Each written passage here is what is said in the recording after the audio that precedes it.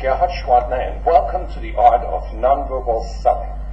During the past 25 years, I've studied countless sales calls and videotaped and analyzed hundreds of interactions between buyers and sellers.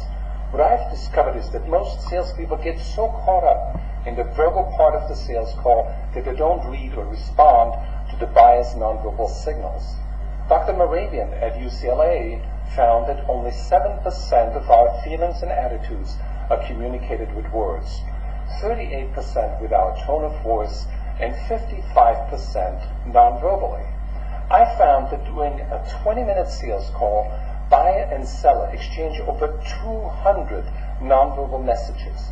The question is, what should we focus on? And how should we respond? To make it easy on ourselves, we can divide the body into 5 major nonverbal communication channels.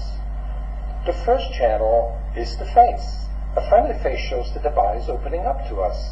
But as you know, facial expressions are not always genuine. In fact, buyers often wear a mask to hide their true feelings. The second channel are the buyer's arms. Closed arms may show that the buyer is guarded or defensive. The third channel are the buyer's hands.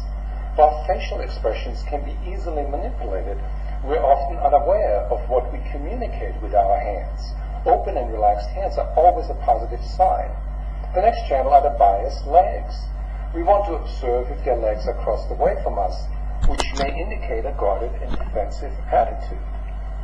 The last channel, the body angle, you'll see that the buyer is leaning away from the salesperson, another sign of caution. Now, is it necessary to read and analyze every nonverbal signal? No, that would be counterproductive. Here's a simple and effective way for managing the important nonverbal part of the sales call, the traffic light system. In a way, the buyer's body is telling us how to move forward with our sale. Fortunately, we don't have to learn more about psychology, but only about strategy. And here's how it works. Let's first talk about green signals. A buyer with a friendly facial expression, relaxed hands, arms uncrossed, legs relaxed, and a body angle directed towards you all indicate all signals are green. The buyer's body language says, go ahead with what you're doing.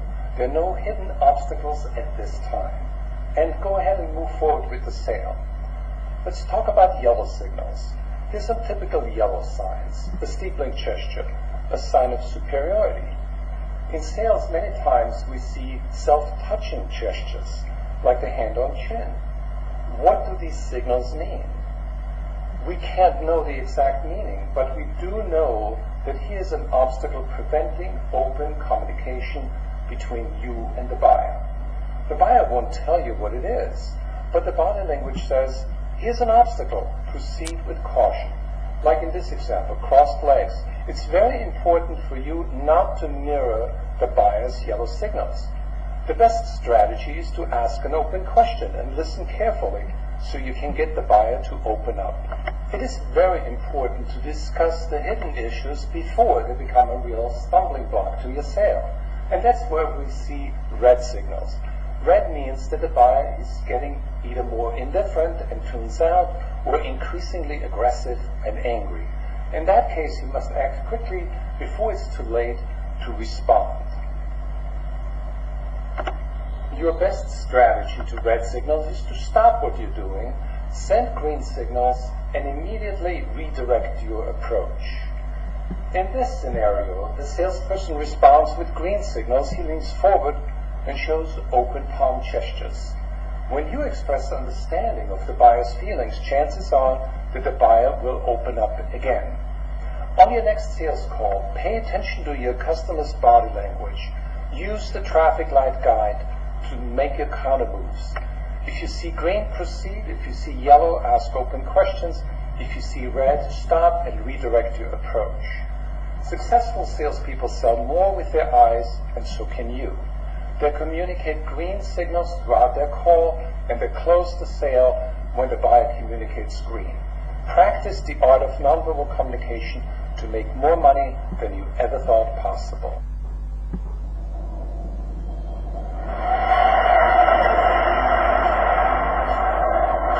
about your last sales call. Was the customer leaning forward or backward in his chair? Was she smiling at you, but at the same time, did she have her arms crossed? Did his desk present a barrier between the two of you?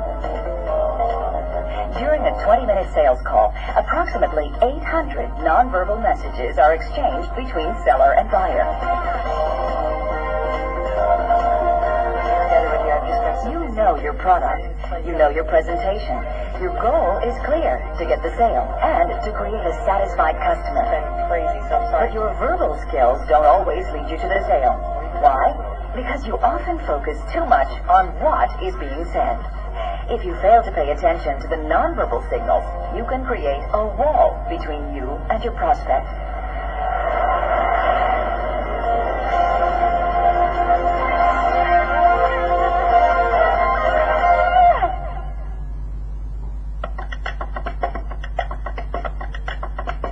Scientific research proves that we communicate 55% of our feelings and attitudes through nonverbal expressions, 38% through tone of voice, and only 7% through spoken words. Salespeople who maximize the impact of that 55% by reading and responding to their customers' body language will have a significant competitive advantage. Misinterpreting your customer's body language can often lead to lost sales. Oh, that's very nice, yeah. Craig's ready to buy this. Well, if you don't have any other concerns, what do you say we talk delivery dates? What if I pay all that money and it isn't compatible with our equipment? What if I may show you one more thing? So do you feel this will work for you? This sounds great. Yeah, I want this. I'm gonna do what we need. I just need to run it by Brad, as I mentioned. He's not as interested as I thought. Well, I'll get out of your way here. Maybe if I can just leave my card with you. Appreciate that. That's not a problem. Hey, thanks. You can avoid these nonverbal mistakes, improve your observation skills, and learn to interpret major nonverbal signals and their meaning to your selling strategy. To successfully manage and control a sales call, we must become aware of our customer's body language, aware of our own body language, and manage to advance the sale and our relationship with the customer by applying the most appropriate verbal and nonverbal skills. When we use nonverbal communications techniques together with professional selling skills, you can identify and overcome negative nonverbal signals early in the sale. Why don't I sit over here so we can go over our materials together? Respond faster and more accurately to buyer concerns. Sherry, why don't we develop a quality assurance standard that matches your requirements? It all begins with how you read your customers' true feelings and attitudes, feelings that they may be unaware of or trying to hide. Monitoring the buyer's nonverbal signals starts with a receptive state of mind. The ability to read the customer's age, ethnicity, energy level, and personality, as well as the immediate environment, helps you respond instantly, appropriately, and successfully throughout the sales call. Go ahead. All right, thanks. I got somebody in my office. I'll give it to you. Susan, good to see you again. Nice to see you too. Scanning is simple because there are only 5 major channels of nonverbal communication: face, body angle, arms, legs, and hands. All that money in it is... Observing a single gesture or focusing on one channel alone may not give us enough information, but scanning all 5 channels will provide us with vital clues about our customer's state of mind, expanding our awareness of his or her true feelings and attitudes. I'd like to show you how we can frame. An upright posture or body movement directed toward you is an important clue, signaling the sale is headed in the right direction. To achieve that, there's no reason not to do it. I really love that stuff. Conversely, when your customer leans back or away from you, he may be sending a negative message. Your buyer's face can be a puzzle. People often mask disinterest or disagreement behind a friendly smile. That's been my experience in other stores. Some buyers are trained to frown when they hear any price, a simple but often effective nonverbal strategy designed to get a deeper discount. You're not going to be able to beat that price anywhere else. Skin color, such as a sudden flush or deepening redness, can indicate anger or embarrassment. Where your customer puts her arms, how she moves them, and the intensity of her movements can give you vital clues to your selling strategy. Fairly high production schedule. How you doing? Likewise, customers often cross their legs away from you when they first sit down next to you. Then a few minutes later, you both find yourselves mirroring each other's body language. However, the most revealing and reliable nonverbal signals are expressed through our hands. Relaxed hands and open palms indicate positive feelings. Up with the volume. Clenched fists indicate the opposite. We're often unaware of self-touching gestures, such as hands on chin, ear, nose, arm, or clothing. These silent messages often indicate anxiety or tension. Today, I know that you are very busy. On your next call, focus on your buyer's hand gestures. I have a Syrah. While most people can easily control their face, their hands will reveal the buyer's true feelings. My customers seem to be... Remember, a single gesture may be insignificant. You signed this here. What's important is to observe all 5 channels to find clues to whether your customer is reacting positively to your sales approach. Massive desks are visual barriers. It's hard to read your customer's body language in this setting. Sitting next to the buyer puts you on a more equal footing where the atmosphere is more congenial. Remember, the objective of a sales call is not to walk away with a psychological profile of the customer, but to close the sale. I do. If you sign this here, you're getting the best quality product, the best price, backed by our guarantee.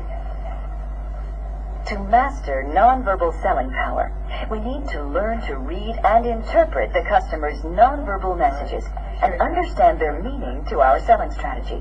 Please have a seat. Thanks for being with me. Just as a traffic light tells us to go, proceed with caution, or stop, the buyer's body communicates similar messages. Try to get, Green signals indicate that the customer is open and receptive to what you're saying.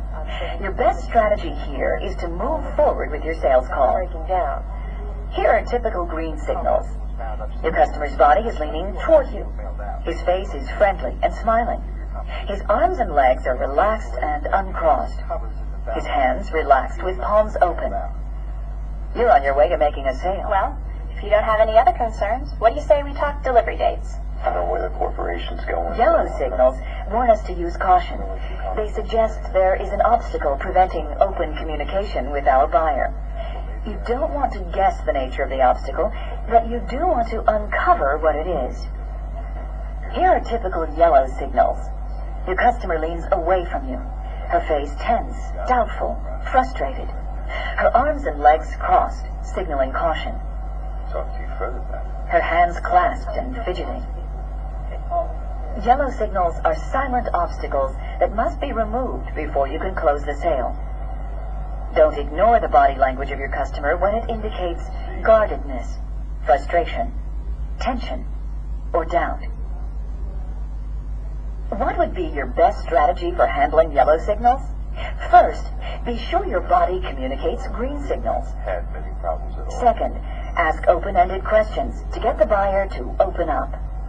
Just how important is it to you to increase speed while reducing overhead? Well, obviously it's very important to me, but what's probably more important to me at this particular juncture is making sure that we stay within our budget. Third, once the unspoken objections have been addressed, continue to display green signals and use open questions to encourage your customer to open up even more. Upgrade the equipment while keeping... If we fail to respond to a client's yellow signals, it's very likely that they'll turn red. Listen, your last delivery was a week late. You cannot expect any more business from me unless you can guarantee on-time delivery. I'm sorry about the late delivery. Red signals alert you to stop. You are now facing nearly insurmountable barriers, and you need to repair the relationship first before you can move on with the sale. The cause of it was that the replacement shipment didn't go out until after the holiday. Red signals show that the buyer is becoming increasingly aggressive toward you or increasingly withdrawn from you. So remember, to enhance your selling power, the first key is to pay attention to your customers' nonverbal communication channels. The second key is to interpret the signals like a traffic light that shows you the way to the sale. The third key is to handle yellow signals early before they turn into red signals. How? Instead of reacting defensively to a yellow signal, respond positively with openness in a thoughtful, professional manner. A simple, open question will show your customer that you care and that you're prepared to deal with any obstacle to your relationship or your sale. As you ask the question, be sure that your own body language signals green. You don't want to become the obstacle in the buyer's mind. In order to manage nonverbal communication in sales, we need to recognize that nonverbal signals always precede spoken words. Body language comes first. Not in a position to spend a lot of money on. As a keen observer, you can catch a negative feeling before the buyer is able to verbalize the feeling. Here's how you easily remember your nonverbal strategy. F. Focus on the customer's nonverbal expressions throughout the call. I. Interpret the signals. R. Respond with open questions, unless you see green signals. S. Send positive signals. And T. Test the customer's attitude before you close the sale. Let's take a look now at how we can apply nonverbal communication techniques together with professional selling skills in a typical sales call. Yes, he is. I have a 2 o'clock appointment today. Your name is? It's Susan Taylor from Beacon Printing. Okay, Susan, have a seat. Great, thank you. The one response to a sales call that you can prepare for in advance is stress.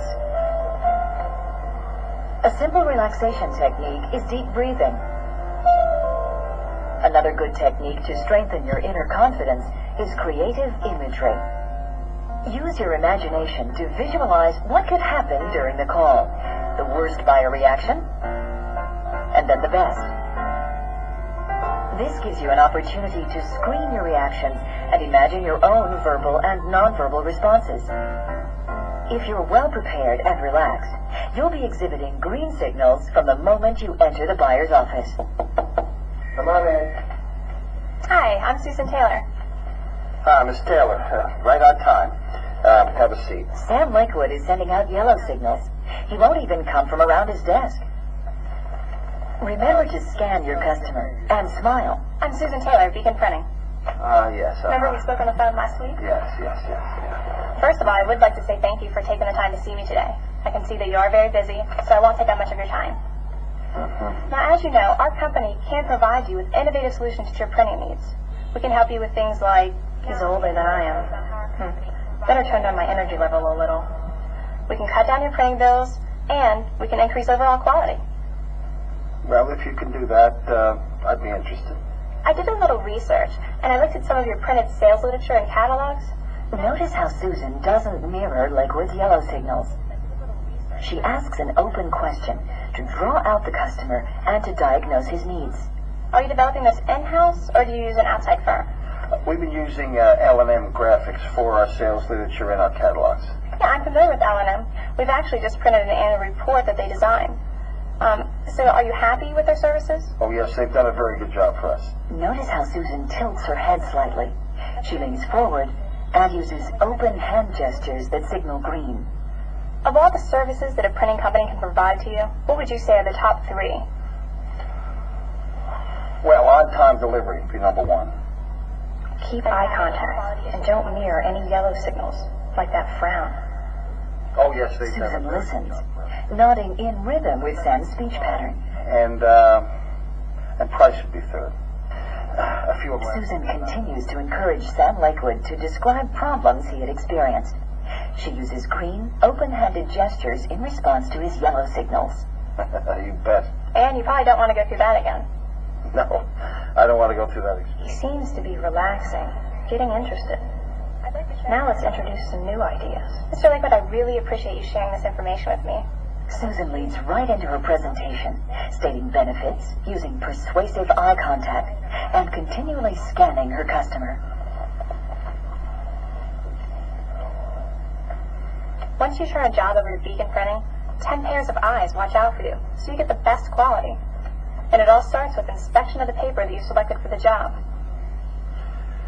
But your price is too high. When it comes to objections, Susan keeps responding with green signals, acknowledging Sam's price objection. Now let's take a moment to talk about that. How do you compare the price? Currently, we're getting our catalogs done at $145 a thousand. Your quote is $158. Are you aware that our quote does include this 5-color process, a coated cover, and a better grade paper sample? Let me show you a sample. This is our die cut. Oh, that's nice. He likes the quality, and his body signals green. Let's go for the close. And last time you mentioned that you wanted to mail 220,000 new catalogs. Is that right? Yes. And you do like the coated paper sample? Yes, very much. Great, great. Don't you think our company deserves a chance to prove to you that we can meet your high expectation for quality and on-time delivery? Why not? Sure. I'll give your company a try. Fantastic. Nonverbal expressions are the emotional signposts guiding your way through the sale. If you allow body language to come first, you gain the competitive edge. Nonverbal selling power helps you enhance the relationship and advance the sale. The first step is to focus on the customer's body signals, the 5 communication channels. Second, interpret what the customer's signals mean to your selling strategy. Green means go, yellow means caution, and red means stop. Third, gain the customer's trust and confidence by responding with open questions. They're designed to get the customer to open up. Fourth, make sure that you send green signals throughout the call. You can train yourself to be open and accepting to your customers. Finally, appropriately. Our response is critical because the best tool to influence our customer is our own body language. Customers communicate their true feelings and attitudes through 5 nonverbal channels: face, body angle, arms, legs, and hands. We need to scan all 5 channels to understand our customers' true feelings and attitudes toward us and our proposal. Like a traffic light, we divide our customers' nonverbal expressions into green, yellow, and red signals. Here's our first exercise. We'll look at 8 selling situations. Your task is to read the buyer's nonverbal signals. Take notes and write down the signals and your best verbal response.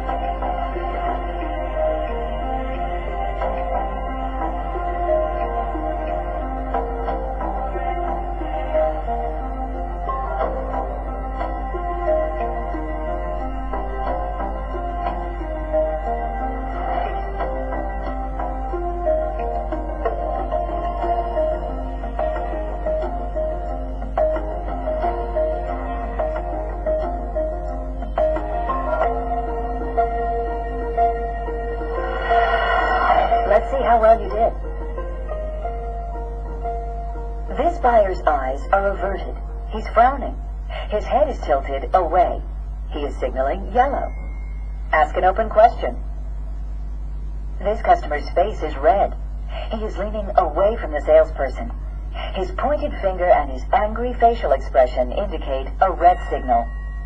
Don't argue. Show understanding. Work at restoring the relationship before you move on. This buyer is looking away from you. Her hands are clasped. Her shoulders are raised. You're dealing with signs of tension and worry. She communicates yellow signals. Answer her questions truthfully and ask open questions to uncover her true feelings.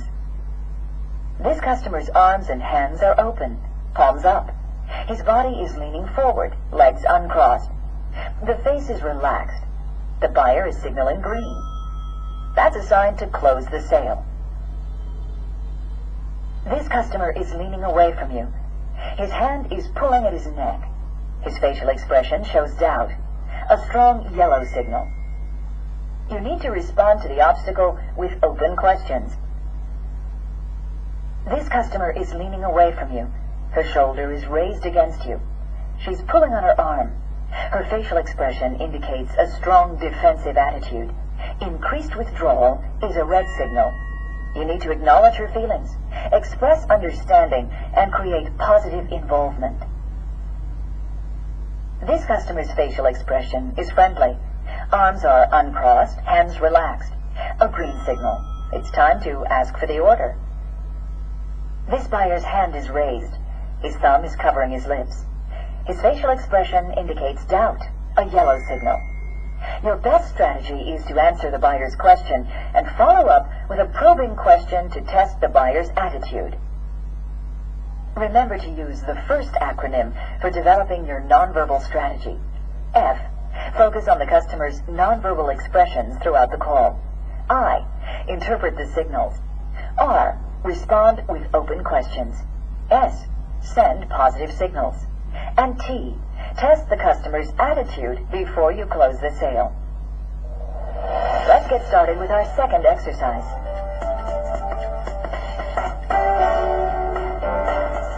This is your first call on the general manager of the company. Let's see what signals you can pick up during the critical first 10 seconds of the call. Susan Taylor from Beacon Printing. Okay, Susan, have a seat. Great, thank you.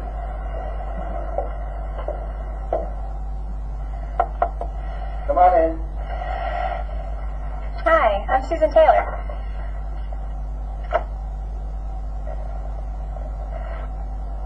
Have a seat. It's very nice to meet you. Nice to meet you. Let's review the scene and see what signals you've picked up. Mr. Lakewood is preoccupied. How would you get his attention? In this situation, it may have been better for Susan to walk a few steps, then stop, smile politely, and wait for the customer to get up and greet her. Do you smile when you meet a new customer? Remember, we want to send green signals from the beginning. When a customer looks you over, like Mr. Lakewood, how should you respond? In this situation, you want to show confidence and avoid getting forced into power games. How? Take charge of the situation and state your business purpose. Self-touching gestures are signs of defensiveness, showing the customer that he is in control. Yellow signals won't help your sale. A palms-down handshake is yet another power signal, indicating that the customer has a need to be in control. If you can, always select a chair with an unobstructed view of the customer. Here is our third exercise. The customer has been very friendly and receptive throughout the call, but then you give him the price. So, with a 3-year warranty and a service contract, we're talking about an investment of $8,700. $8,700? Where's the savings? By assuming this posture, what nonverbal signal is he communicating? His face is friendly, but puzzled. He is leaning toward the salesperson. His legs are crossed toward the salesperson.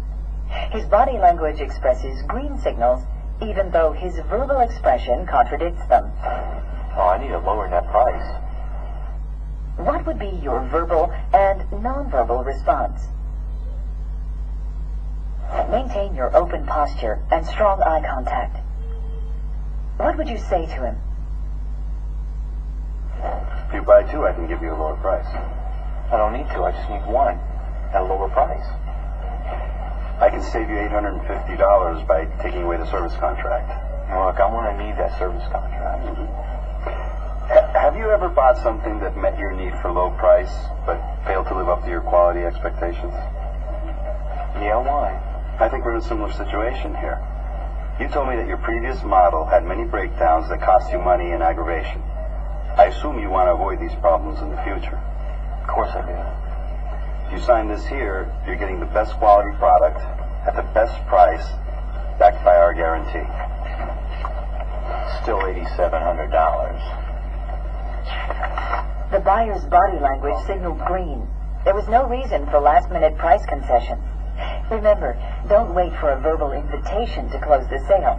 Just ask for the order at the earliest opportunity. Here's our fourth scenario. You're in the middle of your presentation when your busy customer is interrupted by an important phone call. Yeah, speaking. Hey. What nonverbal signals is he communicating? His eyes are averted, and his tone of voice indicates tension and frustration. All yellow signals. I'm not Look, I got somebody with me right now. How would you handle the interruption and the possible change in attitudes? Remain neutral and relax. Think of a way to reconnect by refocusing on the business at hand. When he hangs up, re-establish eye contact. After an interruption, you want to create involvement with specific questions to draw your buyer's attention back to the business discussion. Now, would you like to see your company looking like that? But the long-term... What makes selling such an exciting profession is that every call is different. Even when you know customers very well, they can surprise you with new attitudes that you may not have noticed before. That's why we need to remain vigilant and listen with our eyes and ears wide open. Approach every call as if it were your first. Test the waters with open questions before launching into your presentation. Scan the buyer's body. Keep your own body relaxed and communicate green signals. If you notice yellow signals, shift your focus from talking to listening. Ask open questions. Give the buyer a chance to express the hidden obstacle to your communication. If you show your customers that you really care about them, that you're able to serve their needs and solve their problems, you'll get more green signals than you ever thought possible. Now you're about to see how a role-play exercise called the practice call can increase your sales success. In the practice call, the buyer's situation is fictitious, but the behavior is realistic. And by the end of the day, it's like a link trainer for airline pilots. Pilots can test their skills in a safe environment where the responses are real and a mistake will never hurt anybody. Matter of fact, mistakes are a very good thing in the practice call.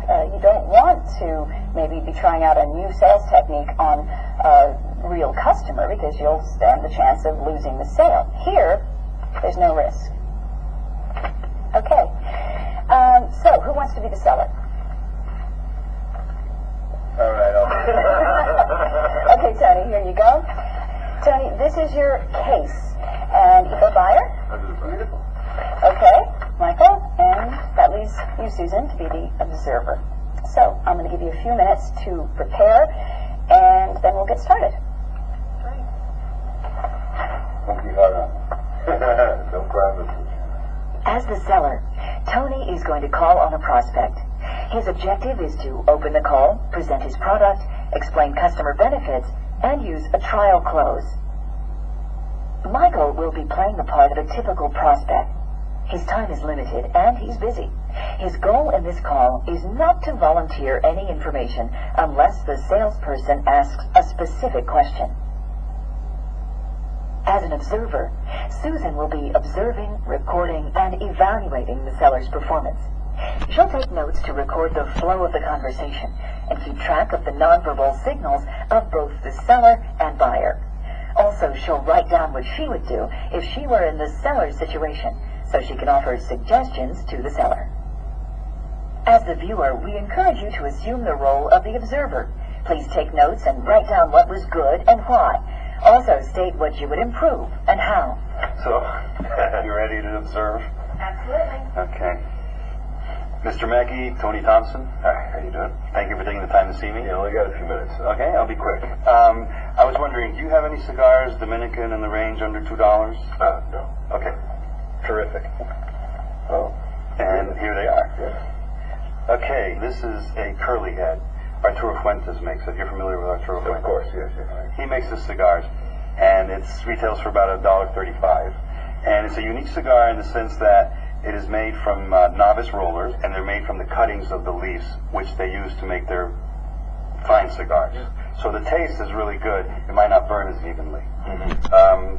So Arturo Fuentes basically sells itself, and when you got a $1.35 cigar, which tastes just like his premium cigars because it's the same fillers, the same leaves, then you should have no trouble selling those. You play golf? It smells right nice. Yes, of course. It's a good golf cigar. Yeah. Oh. Yeah. Well. It'll stay lit through the wind, anything. So this one here, are you familiar with Padron? Yes, of course. This is a Nicaraguan cigar. It's a Honduran filler with a Cameroon wrapper. That's very good. Yes, it's a full-bodied cigar. Yeah. And that sells in the $6 range. Those would be for the people who like to smoke more intense cigars. Does your clientele buy mostly high-end cigars, or? Well, we have a range, mixture. You know, middle class to upper middle class people. So they're usually looking for what, $8 cigars, or? Just the full range, really. We need more of these. Some people come in, they want to try cigars out, you know, and by location and so forth. So that, you know, we really do. I think I'll probably take 50 of these. All right, you want a bundle of those? Terrific. I would leave these with you if you'd like to smoke them. I'll tell you what I'll do is I'll go ahead and I'll take a bunch of these. Okay. Get your bunch. And with the Padron, let me just smoke it. All right. Let me taste it, and I'll let you know sometime tomorrow. Would that be? Okay, that sounds great. If I may suggest, smoke it after dinner, cup of coffee, a little espresso, goes very well. Especially if you have spicy food, that'll hold up to it real nice. Well, now I know where I'm going for dinner. All right. All right, I'm out of here. Thank you very much. Thank you. That was great. I can tell you were really enjoying the evaluation of the practice call. The seller gets a chance to reflect on the experience. Next, the buyer shares his comments, and then the observer will evaluate the performance and offer suggestions for improvement. Hear what you thought was good and why. Okay. Let's see. First, I'll talk about the verbal things you did that I thought were good. There's actually a lot of things you guys did really well. So, first thing is, I like that you verbally acknowledged the time constraint that the client had, but yet you remained confident. I think that's good because it kind of puts the customer at ease. I think a lot of salespeople can just sort of smooth over that and ignore it, but you were like, okay, I won't take up much of your time. So I thought that was good. I liked how you pointed out that he had a place in his stock for your product in that price range. I thought that was a very effective sales technique, and it sort of establishes the need for the client. As far as nonverbal, you did a lot of things there as well. I noticed that you kept your palms up and out, and I think that's great. It shows it's kind of an open, non-threatening gesture that I think the client responded well to. You also nodded your head a lot when he was talking, which shows that, once again, you're listening, you're receptive to the client. And finally, I liked how you mirrored the client's smile and laughter, that you really established rapport, I think, with all your nonverbal and verbal things combined. Okay, that's terrific. Now let's move on to what can be improved. Okay. How? Like I said, they did it really well, so there wasn't a whole lot, but I did pick out a couple of things. As far as verbal, I do feel like you let the client off a little too easily with the padrones. I think you had a great thing going. I thought you were a little too conservative there. I think you should have at least made an attempt on the client. He was giving you a good response. He did get a little bit more relaxed. I think you should have, once you had the sales momentum going, an add-on would have been a little bit easier. Perhaps you should have suggested that he try maybe 50 of the padrones. Just try 50. And, if they don't sell well, if you don't like them, you don't have to order them ever again. But I think you need the product, but all you really did is just let him try one. I think you could have sold him. He was in a pretty good mood. But as far as nonverbal, the only thing that I noticed that you needed improvement on was sometimes you looked a little to the left and down when you were talking to the client, and sometimes that can be interpreted as a little bit shady. You did say a few things like, these taste, the $1.50 or something cigar tasted just like a premium. That's a little hard to believe, and when you were saying things that you didn't quite believe, you looked to the left or you looked down. Other than that, though, I thought overall it was really fantastic, and I really had to reach to find things to improve. She's pretty thorough. That was an excellent example of what was good. Well, okay, well, it's time to trade places. Oh, good. I don't know if I Now that you've seen how a typical practice call exercise is conducted, you can apply this learning tool to your situation. Your goal should be to train for increased sales. Here are your learning objectives. Test new skills. Remember, it's better to experiment in the classroom than to role play with real customers. Review how others see you. We rarely get a chance to see ourselves as other people see us. Adapt positive body language. Learn to automatically assume an open and relaxed body posture.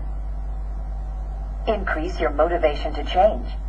Once you apply the power of nonverbal communication, you'll always have an edge. Narrow the gap between thinking and doing. How? Through ongoing practice. All right, what about if you're a banker and I'm selling? We encourage you to participate in these practice call exercises. Allow yourself to experiment and make mistakes. Mistakes show that you're not afraid of learning. The only mistake you can make is not to learn and grow. A black belt one day? 3 years. Nonverbal communication is the biggest part of acting, actually. One of the things that I do in the class that I teach, the acting class that I teach, is that we'll take a look at the opening scene of The Godfather. And then we just go over the lines, and of course, really when you pay attention to the scene, The Godfather sounds actually a bit wimpy, but he wins, and he wins big time in that scene. So we watch it again with the volume down, and you can see that he's spending the whole time threatening the Undertaker with his body. It's all nonverbal. Sometimes when I practice a script, I'll actually look in the mirror to see if I'm doing the proper gestures. You know, sometimes if you're nervous, you can come off, you know, like you might start fiddling with something. And even though you're saying the right script, if you're fiddling and I'm supposed to be confident, you know, it's a total contradiction. So I think you have to make sure that you don't just have the verbal script down, that you're doing the proper nonverbal gestures as well. Positive nonverbal communication can be done through a smile or open hands or your body being relaxed and comfortable with the person that you're dealing with, whether it's in a scene or in any other situation.